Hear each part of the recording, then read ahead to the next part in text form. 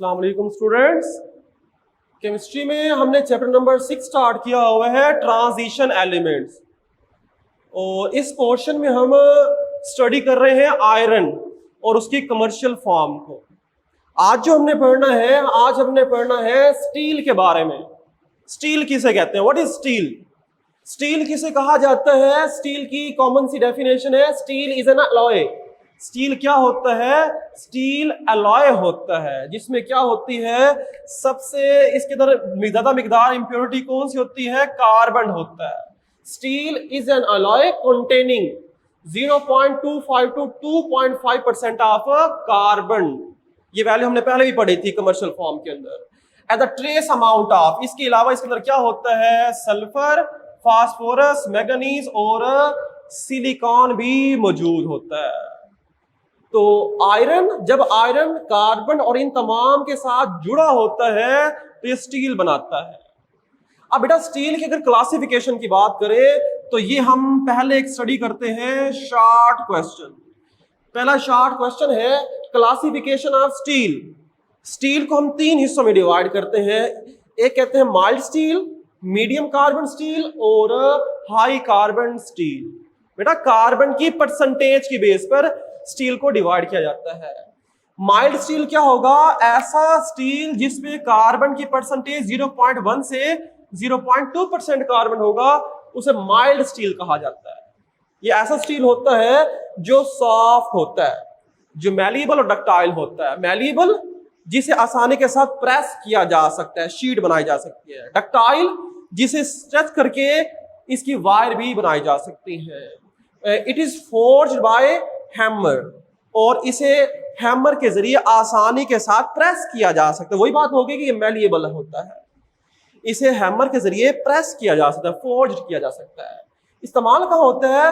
ये स्टील इस्तेमाल होता है ट्यूब्स के अंदर। जो स्टील की ट्यूब्स होती हैं वो माइल्ड स्टील की बनी होती हैं। इसके अलावा जो नट्स होते हैं, बोल्ट्स होते हैं, ये नट पेच वगैरह, ये तमाम किसके बने होती है? माइल्ड स्टील के बने होते हैं, जो स्टील के पेच वगैरह होते हैं।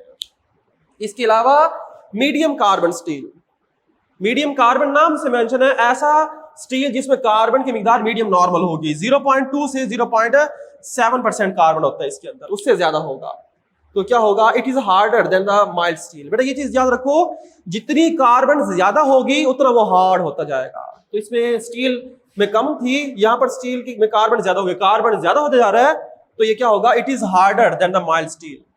It is used in the making, तो ये क्या बनाने के लिए इस्तेमाल होगा? रेल। जो रेल की पटरी वगैरह होती हैं वो भी इसी मीडियम कार्बन स्टील की बनी होती है। इसके अलावा एक्सिल वगैरह जो होती हैं, ये तमाम जो साइकिल के जो व्हील का जो एक्सिल लगा होता है वो तमाम किसके बने होते हैं? इसी मीडियम कार्बन स्टील के ही बने होते हैं। इसके बाद तीसरी टाइप है इसकी हाई कार्बन स्टील, जिसमें कार्बन की परसेंट सबसे ज्यादा होगी। 0.7 से 1.5% कार्बन है, उससे बढ़ जा रही है। तो कार्बन जब ज्यादा है तो सबसे ज्यादा ये हार्ड स्टील होगा। तो इसलिए लिखा हुआ it is a hard and can not be forged. इतना हार्ड होता है कि इसे हम हैमर के जरिए प्रेस भी नहीं कर सकते। तो ये स्टील कहां पर इस्तेमाल होता है? It is used in the hammer, ये हथौड़े वगैरह बनाने के लिए इस्तेमाल होता है। एंड द टैप्स, टूटियां वगैरह के लिए इस्तेमाल होता है। मशीन टूल, इसके अलावा जितनी भी मशीनरी होती है वो तमाम मशीनरी इसी ही हाई कार्बन स्टील की बनी होते हैं। इसी जो टूल्स होते हैं, तमाम जो पार्ट्स होते हैं मशीन के, वो किसके बने होते हैं? हाई कार्बन स्टील के ही बने होते हैं। बेटा ये शॉर्ट क्वेश्चन में आता है और एमसीक्यूज में इसकी परसेंटेज पूछी जाती है। तो पहले ये शॉर्ट क्वेश्चन करेंगे, इसके बाद अब हम करते हैं लॉन्ग क्वेश्चन। मैन्युफैक्चरिंग पढ़ते हैं, लॉन्ग क्वेश्चन कि मैन्युफैक्चरिंग ऑफ स्टील, स्टील कैसे बनता है। बेटा स्टील को बनाने के 2 मेथड्स हैं, Bessemer process and open hearth process. 2 दिन पढ़ेंगे। आज हम पहला प्रोसेस पढ़ते हैं, open hearth process. Open hearth process के जरिए भी स्टील को बनाया जा सकता है। इसमें हम क्या इस्तेमाल करते हैं? ओपन हर्ट प्रोसेस के अंदर हम स्टील को बना सकते हैं, हम यूज कर ले कास्ट आयरन को, या फिर इस्तेमाल कर ले स्टील स्क्रैप को। स्टील स्क्रैप किसे कहते हैं? जो स्टील के बचे हुए टुकड़े वगैरह होंगे, वेस्ट होगा जो, स्टील स्क्रैप को यूज करते हैं। रॉट आयरन को इस्तेमाल किया जा सकता है, इन्हें यूज करते हुए स्टील बना लिया जाए। अगर हम यूज करें कास्ट आयरन की, अब हम बात करते हैं कि हम कास्ट आयरन से स्टील बनाना चाहते हैं, तो क्या करना पड़ेगा?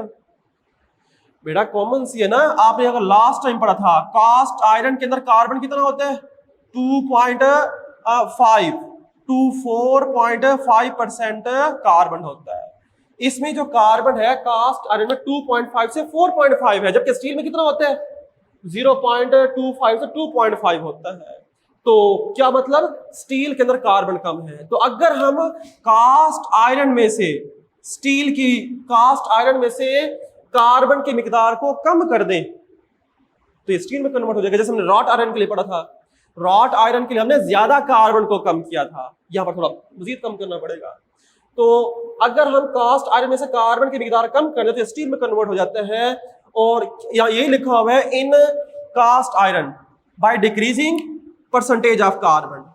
कास्ट आयरन में कार्बन की परसेंटेज कम कर दे और उसके साथ साथ इंप्योरिटीज पढ़ाई थी आपको, कौन कौन सी थी, मैंगनीज, सिलिकॉन, फास्फोरस, सल्फर, इनकी मिकदार को अगर हम कम कर दे तो ये कन्वर्ट हो जाएगा इनटू स्टील के अंदर कन्वर्ट हो जाता है, क्योंकि कास्ट आयरन के अंदर इन तमाम की मिकदार ज्यादा होती है, स्टील के अंदर कम होती है। कम करने तो स्टील के अंदर कन्वर्ट हो जाएगा। अब ये कंस्ट्रक्शन कैसे वर्क करता है बेटा, ये जो हमारे पास ओपन हर्थ प्रोसेस है ये इसकी डायग्राम होगी। इस ओपन हर्थ प्रोसेस के अंदर अगर हम इस ओपन हर्थ प्रोसेस के अंदर देखें तो इस ओपन हर्थ प्रोसेस के अंदर हमारे पास दो पॉइंट्स हैं। एक तरफ से गैसेस इंटर होती हैं और एक तरफ से गैसेस क्या होती हैं, रिमूव होती हैं। तो क्या होगा, ये जो हमारे पास सिस्टम है ये वर्क करता है on the basis of regenerative principle. ये जो हमारे पास फर्नेस है ये रीजनरेटिव प्रिंसिपल को वर्क करती है। रीजनरेट प्रिंसिपल ऑफ हीट मतलब इसके अंदर हम हीट को कम यूज करते हैं। कैसे बेटा, ये बात समझो कि हम क्या करते हैं, यहां से हॉट गैसेस को इंटर करते हैं, हॉट गैसेस इंटर करते हैं ताकि जो अंदर कास्ट आयरन मौजूद है उसे वो मेल्ट कर दें। मेल्ट करने के बाद ये हॉट गैसेस मूव करती हुई यहां से आउटलेट से बाहर निकल जाएंगी। यहां पर आउटलेट से हमने मजीद स्ट्रक्चर नहीं बनाया, यहां पर आउटलेट्स के साथ यहां पर ब्रिक चक्कर लगा होता है, ब्रिक्स होती है, ब्रिक चक्कर होता है जो क्या करते हैं इन हॉट गैस में से हीट को एब्जॉर्ब करते रहते हैं। तो यहां पर जो ब्रिक्स होंगी वो हॉट गर्म होती जाएंगी क्योंकि हॉट गैसेस यहां से वेस्ट बाहर निकलता जा रहा है और यहां पर इकट्ठी होती जाएंगी गैसेस और ब्रिक्स गर्म हो जाएंगी। कुछ देर के बाद हम सिस्टम को रिवर्स कर देंगे। अब हम हॉट गैसेस यहां से पास नहीं करेंगे, यहां पर जो स्टोर हो चुकी है हॉट गैसेस और ब्रिक्स गर्म हो गई हैं उन्हें रिवर्स पास करेंगे।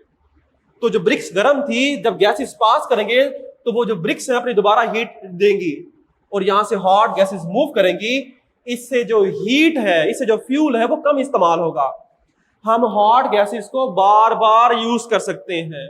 यहां से रिमूव करेंगे, आउटलेट से रिमूव नहीं देंगे, स्टोर कर लेंगे, सिस्टम को रिवर्स करके दोबारा वापस यूज कर लेंगे। और ये स्टोर किसकी फॉर्म में होते हैं, ब्रिक्स चक्कर की फॉर्म में होते हैं। ब्रिक्स होते हैं जो हॉट गर्म हो जाती है। जब दोबारा गैसेस पास करेंगे, गैसेस पास करने से दोबारा वो ब्रिक्स जो है उन्हें हीट सप्लाई कर देंगे। आसान सा पॉइंट है, समझ जाओगे इसे कि हीट को दोबारा रिवर्स कर देते हैं तो हॉट गैसेस इकट्ठी हो जाएंगी, दोबारा रिवर्स यूज हो जाएगी, तो इससे कम फ्यूल यूज होगा।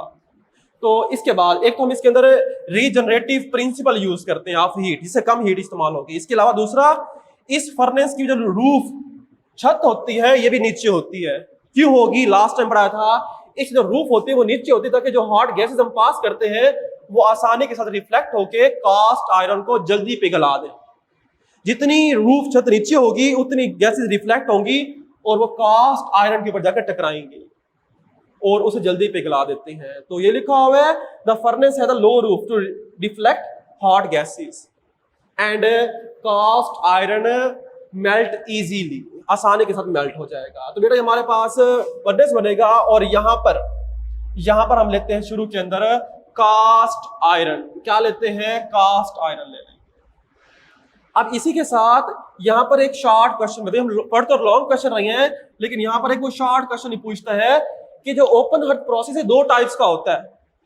ओपन हर्थ प्रोसेस के अंदर जो हम लाइनिंग लगाते हैं, यहां पर जो हम लाइनिंग लगाएंगे, ये सारी जो लाइनिंग लगी होगी, ये जो सारी लाइनिंग होती है ओपन हर्थ प्रोसेस के अंदर, ये सारी लाइनिंग एसिडिक भी हो सकती है, बेसिक भी हो सकती है, डिपेंड करता है इंप्योरिटी कौन सी है। अगर तो हम यहां पर इंप्योरिटी मौजूद है मैंगनीज और सिलिकॉन, तब हम इस फर्नेस के अंदर लाइनिंग लगाएंगे एसिडिक लाइनिंग। इसी तरह अगर यहां पर इंप्योरिटी है फास्फोरस और सल्फर, तब हम यूज करते हैं lining, basic lining. Basic lining मतलब CaO या मैग्नीशियम ऑक्साइड की लाइनिंग। ये किसकी बेस पर होगा बेटा? एक्चुअली होता क्या है, इंप्योरिटी मतलब क्या होगा, सल्फर या ऑक्सीजन। सल्फर, ये जो ऑक्सीजन है, ये क्या करते हैं, ये बनाते हैं एसिडिक ऑक्साइड। बेटा ये एसिडिक ऑक्साइड बनाते हैं ना, तो फिर लाइनिंग कौन सी कर देंगे, बेसिक कर देंगे, ताकि न्यूट्रलाइज कर दें। एसिडिक इंप्योरिटी होंगी तो बेसिक लाइनिंग यूज कर लेंगे, बेसिक होंगी तो एसिडिक लाइनिंग यूज कर लेंगे, इनवर्स में यूज कर लेते हैं। तो इंप्योरिटी अगर होगी, एसिडिक ऑक्साइड बनाते होंगे, तो फिर हम लाइनिंग कौन सी यूज करेंगे, बेसिक लाइनिंग यूज करेंगे। और बेसिक लाइनिंग किसकी होती है, बेसिक ऑक्साइड की। CaO या MgO ये बेसिक ऑक्साइड होते हैं, इनकी लाइनिंग लगा देते हैं। तो ये बेटा हमारे पास लाइनिंग किसकी बेस पर होती है, इंप्योरिटी की बेस के ऊपर होगी। ये हमारे पास कंस्ट्रक्शन होती है। अब वर्किंग देखते हैं। वर्किंग हमने लास्ट टाइम पढ़ी थी, कुछ वैसे ही वर्किंग होगी। अब इसके अंदर हम क्या करते हैं कि अगर हमने इसके अंदर लगा दी है CaO, बेसिक लाइनिंग लगा दी है, बेसिक लाइनिंग भी है, और हमने क्या लिया हुआ है शुरू के अंदर, कास्ट आयरन लिया हुआ है। इंप्योरिटी कौन कौन सी है, पहले इंप्योरिटी देखो ना, हम उसे सॉल्व करेंगे। इंप्योरिटी कौन कौन सी होगी हमारे पास, कास्ट आयरन है ना, उसके अंदर कार्बन होगा, सिलिकॉन होगा, मैंगनीज होगा, सल्फर होगा और फास्फोरस होगा। इन सब की मिकदार को कम करना होगा, ये भी हमने पढ़ा था। कास्ट आयरन में से इन तमाम की मिकदार को कम कर दो, स्टील बन जाएगा। तो इन सबको कम करना है, कैसे करेंगे, इन्हें ऑक्सीडाइज करना पड़ेगा। ऑक्सीडाइज कैसे करेंगे बेटा, इस फर्नेस में से यहां से एयर पास कर रहे होते हैं, हॉट एयर, गैसेस है ना, हॉट एयर भी होती है।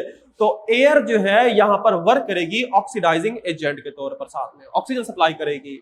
तो क्या हो जाएगा, जो मौजूद होगा कार्बन, ये वही पुराना लेक्चर में पहले लेक्चर पढ़ा हुआ है, कार्बन ऑक्सीजन से कंबाइन करेगा जो एयर से आएगी, और कार्बन डाइऑक्साइड बनकर ये क्या हो जाएगा, यहां से रिमूव हो जाएगा गैस की फॉर्म में। इसी के साथ दूसरी इंप्योरिटी कौन सी है, सिलिकॉन।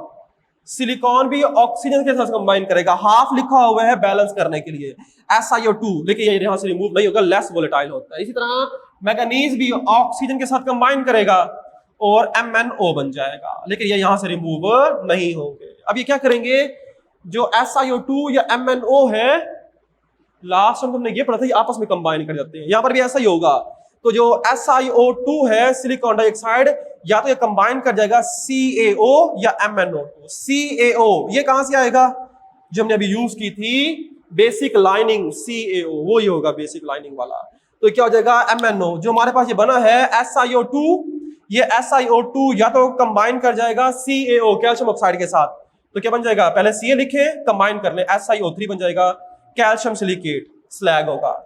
या ये CaO कंबाइन कर जाएगा MnO के साथ, तो MnSiO3 मैंगनीज सिलिकेट, ये भी स्लैग होता है। या फिर ये जो SiO2 बनता है, ये कंबाइन कर जाता है FeO के साथ, आयरन ऑक्साइड, आयरन की भी ऑक्सीडेशन हो चुकी होगी, तो ये क्या बना देगा, FeSiO3 कंबाइन कर दे, तो ये भी क्या होता है, स्लैग की फॉर्म में होगा। तो जो SiO2 है वो 3 के साथ कंबाइन कर सकता है, CaO के साथ, MnO के साथ या FeO के साथ। FeO कहां से आएगा, Fe आयरन था, क्योंकि हम यहां से एयर सप्लाई कर रहे हैं, तो ये भी कुछ ऑक्सीडाइज हो जाएगा। तो जो ऑक्सीडाइज होगा FeO की फॉर्म में, वो स्लैग बना देता है।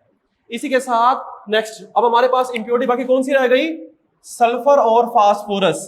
फास्फोरस की बात करते हैं। फास्फोरस जो है Fe2O3 से कंबाइन करेगा, जो ऑक्सीडाइजिंग एजेंट होगा, ऑक्सीजन सप्लाई करेगा। सेम वही रिएक्शन है जो हमने प्रीवियस लेक्चर में पढ़ा था, P2O5 बन जाएगा, जबकि Fa रिलीज हो जाएगा। सल्फर भी ऐसा ही करेगा, ऑक्सीडाइज होगा SO2, जबकि Fe रिलीज हो जाएगा। अब यहां पर क्या बन गया, P2O5 या SO2, ये भी कंबाइन कर जाएंगे CaO के साथ। इस पूरे प्रोसेस के अंदर हम बार बार कैल्शियम ऑक्साइड को यूज कर रहे हैं। कैल्शियम ऑक्साइड क्या होगा, जो हमने बेसिक लाइनिंग यूज की है, टाइप ऑफ फर्नेस पढ़ रहे थे ना, बेसिक लाइनिंग यूज की थी। तो ये दोनों क्या करेंगे, उसी कैल्शियम ऑक्साइड के साथ कंबाइन कर जाएंगे।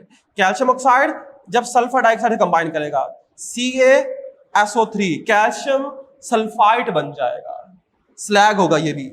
इसी तरह CaO P2O5 तो बना देगा Ca3PO4, क्योंकि 4 की वैलेंसी होती है 3, CO की 2 होती है 2, तो आपस में क्रॉस हो जाएगी।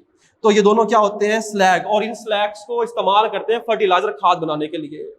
तो बेटा इन तमाम को हम यूज करेंगे, इससे इन तमाम की वैल्यू मिकदार कम होती जाएगी। जब ये तारे यहां से रिमूव हो जाएंगे, स्लैग को भी रिमूव कर लेंगे, जब बाकी कास्ट आयरन के अंदर रह जाएगा 0.1% कार्बन, तो हमने स्टील बनाना है। स्टील जो भी बनाना होगा, माइल्ड या मीडियम या हाई कार्बन स्टील, उसके मुताबिक हम इसके अंदर ऐड करते हैं ferromanganese. What is the ferromanganese? Ferromanganese is a mixture of iron, manganese and carbon. Carbon हमने कम कर दिया ना, तो इसके अंदर कार्बन ऐड कर देंगे। कार्बन डिजायर जितना ऐड करना होगा वो ऐड करके स्टील बना लेंगे। जबकि मैंगनीज क्या करेगा? मैंगनीज इस प्रोसेस के अंदर डीसल्फराइजेशन इसमें से सल्फर को रिमूव करेगा। अगर कोई सल्फर रह गया होगा उसे मजीद रिमूव करने में हेल्प होता है। डीसल्फराइजेशन करेगा, जबकि आयरन तो वैसे का वैसा रहेगा। तो ये बेटा हमारे पास इसकी रिइक्वेशन होगी। कुछ इक्वेशंस एक्स्ट्रा पड़ी हैं, उन इक्वेशंस के अंदर हमने CaO को इस्तेमाल किया है। ये बेटा इक्वेशंस करेंगे और इस डायग्राम के ऊपर फोकस करेंगे। डायग्राम और इक्वेशन अगर आपको आ जाएंगी, एक्सप्लेनेशन इसकी आसान है। अल्लाह हाफिज।